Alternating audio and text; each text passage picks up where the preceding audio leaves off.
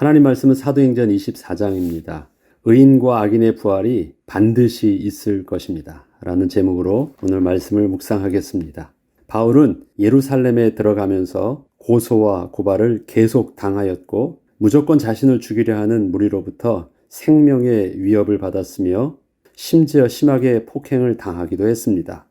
왜 그렇게 유대인들은 바울을 죽이고 싶을 정도로 미워했을까요? 바울의 문제를 저들의 시각에서 본다면 이렇습니다. 사도행전 24장 5절로 9절에 보면 우리가 보니 이 사람은 전염병 같은 자라 천하에 흩어진 유대인을 다 소요하게 하는 자요 나사렛 이단의 우두머리라. 그가 또 성전을 더럽게 하려 함으로 우리가 잡아싸우니 당신이 친히 그를 신문하시면 우리가 고발하는 이 모든 일을 아실 수 있나이다 하니 유대인들도 이에 참가하여 이 말이 옳다 주장하니라. 바울에 대하여 적대적인 것은 바울이 자신들을 배반한 자였기 때문이었습니다. 또한 바울이 전하는 예수 그리스도를 전혀 믿으려 하지 않았기 때문에 바울이 무엇을 하더라도 무조건 다 반대였던 것입니다. 저들은 그가 왜 유대교에서 개종하여 예수 그리스도의 복음 전파자가 되었는지에 대해서는 알고 싶어 하지도 않았습니다. 자신들과 반대의 입장에 섰다는 것 때문에 진리의 여부와 상관없이 무조건 바울이 미운 것이었습니다. 유대인들은 바울을 고발할 때 전염병 같은 자라고 하며 고발을 하였습니다. 바울이 가는 곳마다 마치 전염병을 퍼뜨리듯이 유대인 사회가 바울 때문에 소동이 일어났기 때문이었습니다. 그런데 유대인들이 소동을 일으킨 이유를 가만히 살펴보면 실질적으로 바울이 전한 복음으로 인하여 유대인들과 이방인들이 예수 그리스도를 믿음으로 유대 사회가 변화가 일어나자 이것을 막기 위해서 유대인들이 소동을 벌인 것이었는데 저들은 마치 바울이 소요를 일으킨 것으로 고발을 한 것이었습니다. 바울은 유대인들을 자극해 소요를 일으키게 한 것이 아니었습니다. 바울은 복음으로 사람들의 삶을 거룩하게 변화시킨 것이었습니다. 바울이 전한 복음으로 인하여 거룩한 영향력이 퍼졌던 것입니다. 그렇지만 바울을 반대하던 무리들은 복음의 거룩한 영향력에 대해서는 아무런 관심이 없었고 무조건 바울을 시기하고 막으려고만 하였기에 바울의 전한 복음에 대해서는 전혀 알지 못했습니다. 저들은 진영의 논리를 가지고 무조건 바울을 적대적으로만 여기고 있었기에 저들에게는 어떠한 합리적인 변명과 논쟁이 아무런 소용이 없었습니다. 무조건 진영 논리 속에서 적대적이라면 대화가 안 됩니다. 바울이 지금 상대하는 유대인의 모습들이 바로 그러한 것입니다. 만약에 저들의 말대로 바울이 흩어진 유대인을 다 소욕해 하는 자였다면 로마법에 의해서 충분히 바울이 정죄를 받아야 마땅했지만 바울은 생명의 복음을 전한 것 외에는 없었기에 로마법으로든 어떠한 잘못도 없었습니다. 심지어 바울이 성전을 더럽혔다고 저들이 주장하고 있던 그 사실도 사실은 거짓이었습니다. 이 때문에 바울은 자신을 고발하는 자들을 향하여서 지혜롭고 겸손히 말을 해야 했지만 그렇다고 해서 복음을 전해야 하는 것에 대해서는 양보할 수 없었기에 계속해서 거침없이 분명한 예수 그리스도의 복음을 정확하게 전했던 것입니다. 12절로 16절에 보면 그들은 내가 성전에서 누구와 변론하는 것이나 회당 또는 시중에서 무리를 소동하게 하는 것을 보지 못하였으니 이제 나를 고발하는 모든 일에 대하여 그들이 능히 당신 앞에 내세울 것이 없나이다. 그러나 이것을 당신께 고백하리이다. 나는 그들이 이단이라고 하는 도를 따라 조상의 하나님을 섬기고 율법과 선지자들의 글에 기록된 것을 다 믿으며 그들이 기다리는 바 하나님께 향한 소망을 나도 가졌으니 곧 의인과 악인의 부활이 있으리라 함이니이다. 이것으로 말미암아 나도 하나님과 사람에 대하여 항상 양심에 거리낌이 없기를 힘쓰나이다. 바울이 변론을 보면 바울의 담대함이 부활의 소망에서 나왔음을 봅니다. 혹시 지금 죽는다 하여도 훗날에 부활하여 반드시 거룩하신 하나님 앞에 서게 될 것인데 그때에는 지금의 모든 일들이 낱낱이 드러나서 심판을 받게 될 것을 사실적으로 믿고 있었기에 그는 자신의 삶을 함부로 살 수 없었던 것이었습니다. 바울은 현재 유대의 지도자들이 자신을 고발하여 로마의 법정에서 정죄받게 하는 것에 대하여 크게 두려워하지 않았습니다. 그 이유는 우선 저들의 고발하는 내용이 사실이 아니었고 오히려 자신에게는 복음을 더 구체적으로 전하며 변론할 기회를 주었기 때문이었습니다. 또한 지금 죽는 것이 아니며 사는 것이 아님은 의인이나 악인이나 모두 다시 부활하여 하나님 앞에 서서 실제적인 심판을 받게 될 것을 알고 있었기에 사람을 의식하기보다 하나님을 더욱더 두려워해야 하는 것임을 잘 알고 있었기 때문이었습니다. 바울은 혹시 사람들은 거짓 고발에 속아 잘못된 판단을 할 수 있다 하더라도 거룩하신 하나님 앞에 서게 될 때에는 어느 누구도 속일 수 없는 명백한 사실 앞에 서게 될 것을 분명히 알고 믿고 있었기 때문에 바울은 언제나 자신이 아무런 거리낌이 없다 하였다는 그 고백에는 하나님 앞에서의 정직함을 두고 말하는 것이었습니다.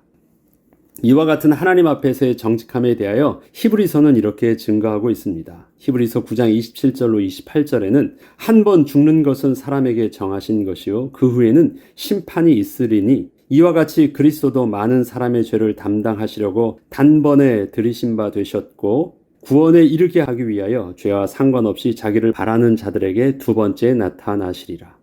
분명히 한 번 죽는 것은 모든 사람에게 정하신 것이고 반드시 심판이 있을 것에 대해서 명확한 바울의 믿음이 있었다는 것입니다. 이처럼 바울은 하나님 앞에서의 의로운 모습으로 서게 되는 것이 바로 옳은 것임을 분명히 하였습니다. 때문에 바울이 가진 부활의 소망은 단지 오늘의 위기 상황을 어떻게든 피하기만 하면 되는 일로 보지 않게 하였던 것입니다. 오늘만 그냥 잘 넘어가면 되는 것이 아닙니다. 아무리 피한다고 할지라도 결국 우리는 거룩하신 하나님 앞에서 절대 피할 수 없는 우리의 모든 행적에 대해서 낱낱이 하나님 앞에 심판을 받게 될 것입니다. 그리고 바울이 유대인들에게 미움을 받고 고발을 당하는 것은 절대 피할 수 있는 일이 아니었습니다.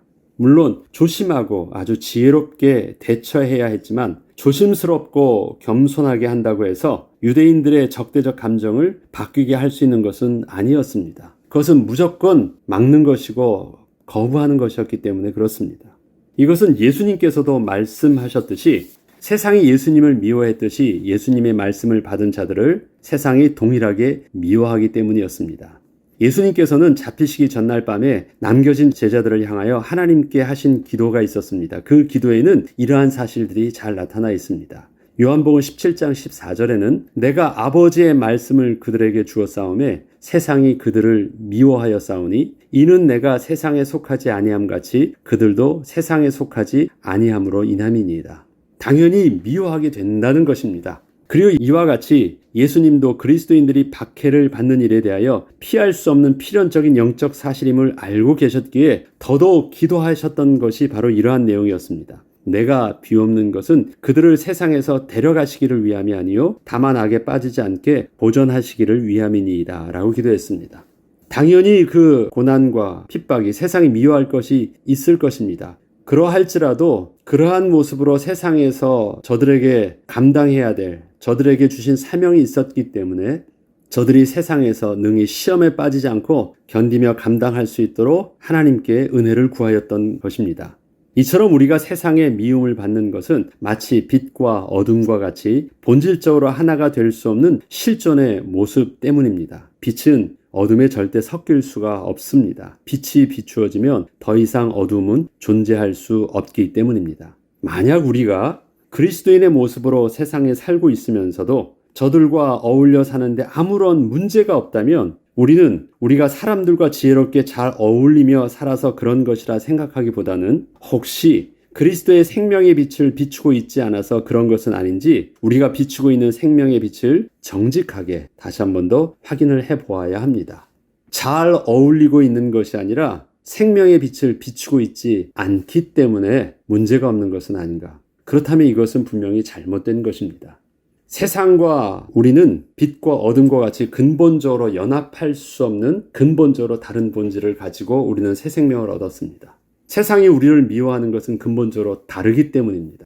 연합할 수 없는 실존 때문에 그렇습니다. 그래서 세상이 우리를 미워하는 것이고 그래서 미움을 받는 것에 대해서 예수님께서는 당연한 것이었다라고 분명히 말씀하시는 것입니다. 그런데 우리가 잘 살고 있다? 그걸 우리의 처세술로 보이거나 지혜로운 삶의 어떤 행실로 보기 전에 우리는 그리스도의 빛을 비추고 있지 않은 것에 대해서 먼저 확인을 해보아야 하는 것입니다. 이에 대하여 예수님은 이렇게 말씀하십니다. 마태복음 10장 34절로 39절에는 내가 세상에 화평을 주러 온 줄로 생각하지 말라.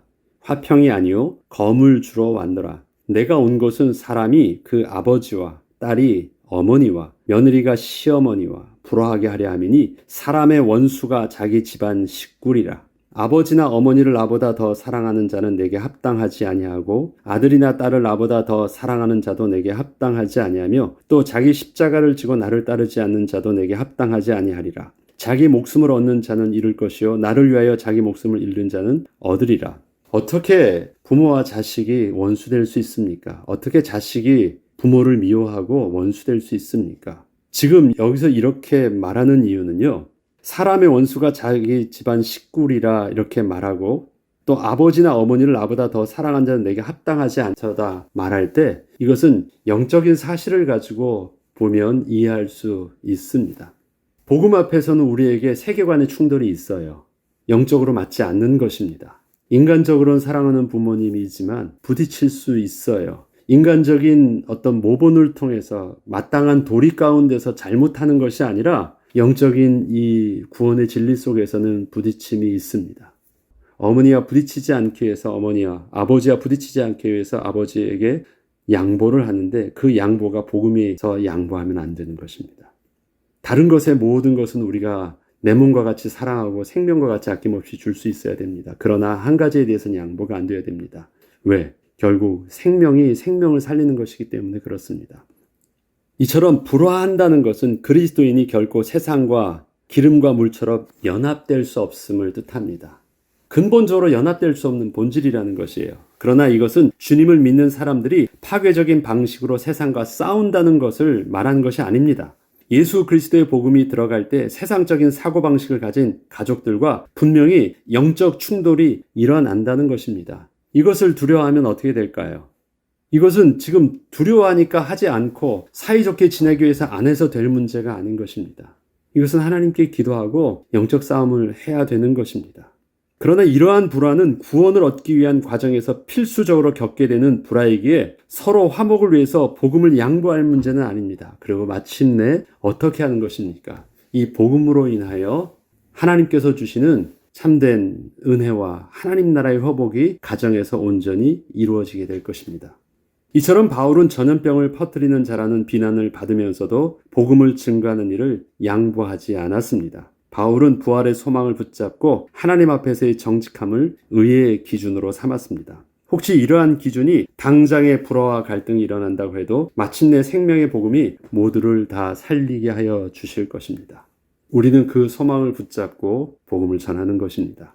그리고 기다리는 것입니다. 그리고 하나님의 은혜를 구하는 것입니다. 복음이 양보될 부분들은 아닙니다.